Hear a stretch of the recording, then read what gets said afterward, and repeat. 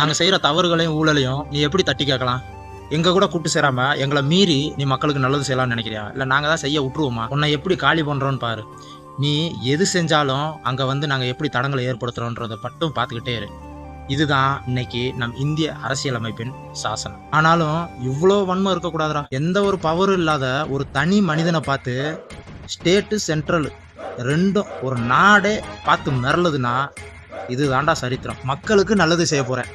இந்த ஊழல்வாத சக்தி, மதவாதம், பிளவுவாதம் இந்த மாதிரி ஆட்கள் கூட நான் சேர மாட்டேன் அப்படின்ற ஒரே காரணத்துக்காக என்னென்ன பிரச்சனையெல்லாம் உண்டு பண்றீங்கடா, என்னென்ன மாதிரியெல்லாம் குடைச்சல் கொடுக்குறீங்கடா. ஒரு மனுஷனை ஒரு நாடே சேர்ந்து தாக்குறீங்க. உண்மையை சொல்றேன், இந்த ஜனநாயகன் படத்தோட ட்ரெய்லரை பார்த்துட்டு என்னதான் விஜய் ரசிகர்கள் கொண்டாடினாலும் பொதுமக்கள் அதை பார்த்துட்டு எனக்கு என்னமோ பழைய கேசரியா தாண்டா இருக்கும் போல அப்படிதான் நினைச்சிட்டு இருந்தாங்க.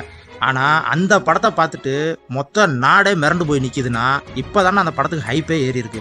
அப்படி என்னதான்டா செஞ்சு வச்சிருக்காங்க, நமக்கு தான் ஒரு வேளை கேசரியை காமிச்சிட்டு உள்ள ஏதோ சம்பவம் பண்ணிருப்பாரோ அப்படின்ற ஒரு ஹைப் எகிரி இருக்குது. எது எப்படியோ ரெண்டு கூட்டாளிகளும் சேர்ந்து ஜனநாயகன் படத்துக்கு ஃப்ரீயா ஹைப்பை ஏத்தி விட்டீங்க. விஜய்க்கும் மக்கள் மத்தியில நல்ல ஒரு சிம்பத்தியை கிரியேட் பண்ணி விட்டுருக்கீங்க. இதுக்கு ரொம்ப ரொம்ப நன்றி.